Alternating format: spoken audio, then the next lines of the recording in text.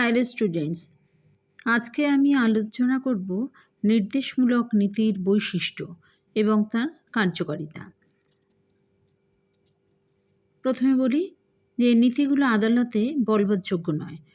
সংবিধানের ৩৭ নং ধারা, এই ধারা অনুসারে নির্দেশমূলক নীতিগুলো রাষ্ট্র পরিচালনার ক্ষেত্রে মৌলিক নীতি হিসাবে গণ্য হয়, কিন্তু নীতিগুলি আদালত কর্তৃক বলবৎযোগ্য নয়।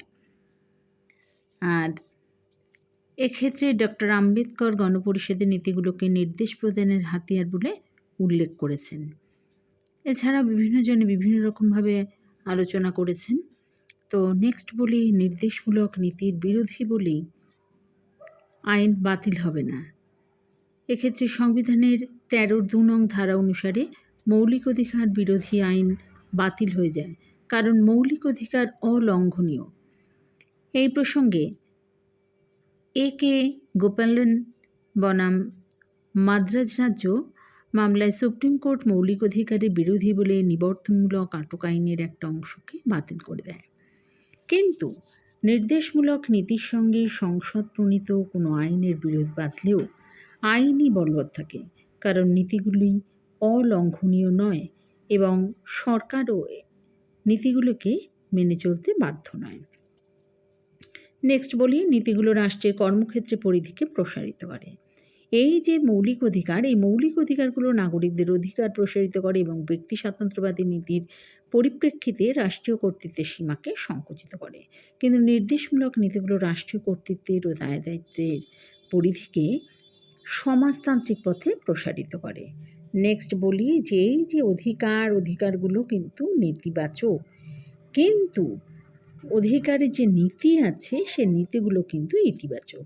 মৌলিক অধিকারগুলি হলো রাজনৈতিক গণতন্ত্র রক্ষার জন্য রাষ্ট্রের উপর নেতিবাচক নিষেধাজ্ঞা, আর নির্দেশমূলক নীতিগুলো হলো আর্থসামাজিক গণতন্ত্র প্রতিষ্ঠার জন্য রাষ্ট্রের প্রতি ইতিবাচক কর্তব্যের নির্দেশ।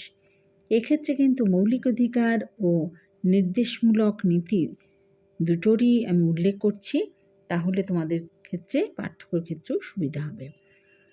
আর এক্ষেত্রে বলি যে মৌলিক অধিকারগুলো রাজনৈতিক গণতন্ত্র রক্ষার জন্য রাষ্ট্রের উপর নেতিবাচক নিষেধাজ্ঞা, কিন্তু নির্দেশমূলক নীতিগুলি আর্থসামাজিক গণতন্ত্র প্রতিষ্ঠার জন্য রাষ্ট্রপতি ইতিবাচক কর্তব্যের নির্দেশ। তাই এই অধিকারগুলোর চরিত্র কিন্তু নেতিবাচক। রাষ্ট্রকে এগুলো কতগুলো কাজ করা থেকে বিরত থাকতে নির্দেশ দেয়। অপরদিকে নীতিগুলো হলো রাষ্ট্রের কার্য অনুসরণের জন্য বেশ কিছু ইতিবাচক নির্দেশ এগুলো। নেক্সট, মৌলিক অধিকার এককভাবে কার্যকর হয়।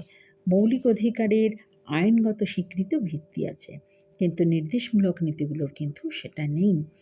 নেক্সট বলি, মৌলিক অধিকারগুলো এককভাবে কার্যকর হয়। অধিকারগুলোকে কার্যকর করার জন্য আলাদা কোনো আইন প্রণয়ন করতে হয় না, কিন্তু নির্দেশমূলক নীতিগুলোকে এককভাবে কার্যকর করা যায় না। কার্যকর করতে গেলে প্রয়োজনীয় আইন প্রণয়ন করতে হয়।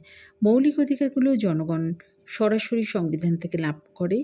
অপরদিকে কিন্তু নীতিগুলোকে অন্তর্ভুক্ত অধিকারসমূহ লাভ করতে হলে সেই উদ্দেশ্যে পৃথক আইন প্রণয়ন করতে হয়।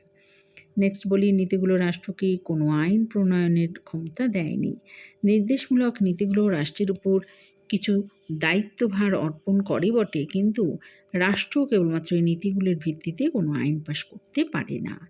অপরদিকে মৌলিক অধিকারের ক্ষেত্রে এরকম অবস্থার সৃষ্টি হয় না।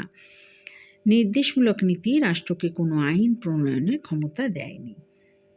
আর এক্ষেত্রে তৃতীয় অধ্যায় মৌলিক অধিকারগুলো প্রকৃতি প্রধানত রাজনৈতিক, কিন্তু চতুর্থ অধ্যায়ের নির্দেশমূলক নীতিগুলোর প্রকৃতি প্রধানত অর্থনৈতিক ও সামাজিক।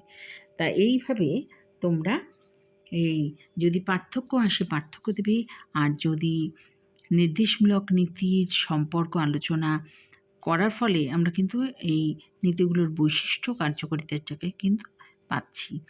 আর যদি পার্থক্য আসে মৌলিক অধিকার ও নির্দেশমূলক নীতির, তাহলে এক্ষেত্রে এটাই দিয়ে দেবে।